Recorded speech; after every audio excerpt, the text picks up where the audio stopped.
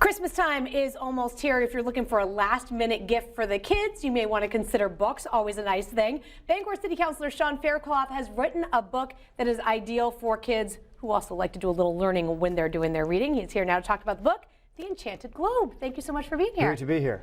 So this is always a tricky thing because parents always want their kids to be learning and growing and doing the work, and kids just want a fun story if they're going to read a book. Exactly. How did you try to put something together? This is basically a book that teaches geography while having an adventure story, right? But I tried to make it first and foremost, to your point, a fantasy adventure, and I think we've succeeded there. So it really, in the reviews I've gotten so far, it's really about a fast-paced adventure story, but it just so happens that the book takes children to every continent and provides a lot of fun and weird information. It's not a memorize the capitals kind of book. It's a what strange, bizarre things there are in this real world that you get to learn about. And it starts in Bangor. Yep. Yes. Couple of brothers and their friend. Yep, starts in Maine and ends in Maine, and also threads in a little bit about Maine values. I think Maine is known for independent thinking, and that becomes part of the plot of the story is when you have to think about another person's perspective, think about minority rights. So it adds that in there, but tries to just do that while keeping the story moving. Keeping it moving. So they basically discover this pyramid that allows them to travel to different places around the globe, right? Right. And they're trying to beat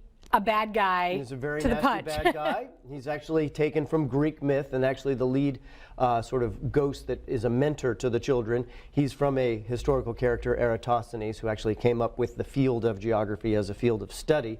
And then in Greek mythology, the bad guy is sort of based on a guy named Blemyai, who I think is a nice, nasty bad guy. He has a mouth where his stomach should be and nice, sharp teeth. So he's a good character. How did you do the research about the different places that the kids travel to? Because it's one thing to make your kids learn stuff. You better know it if you're going to put it in your book.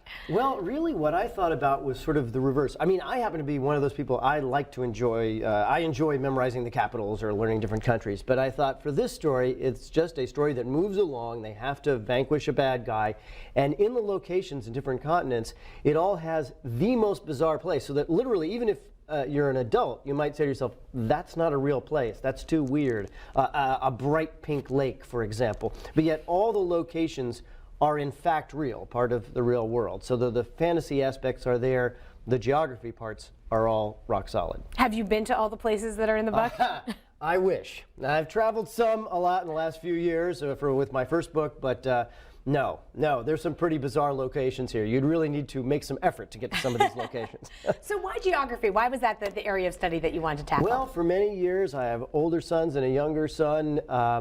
There has been lots of data, lots of information that America's knowledge about other countries, America's knowledge about other cultures is sometimes maybe a little less than it could be compared to other developed nations.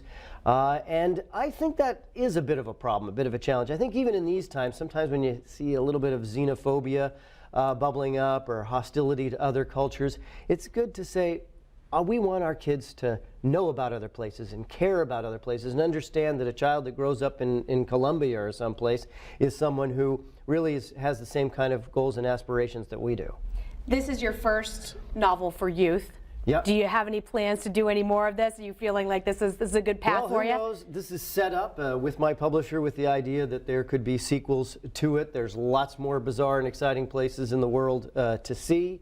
And I did have a lot of fun doing it. It was a lot of hard work and very different from my first book, which is a straight political type of book, but very gratifying to really, especially when you start to get feedback of people saying, this is a fun story. And that's what I want the kids to get, is that it's just a fun story, and let the parents know that it's educational, or the teachers, they can know that. Don't tell the children, Yes, right?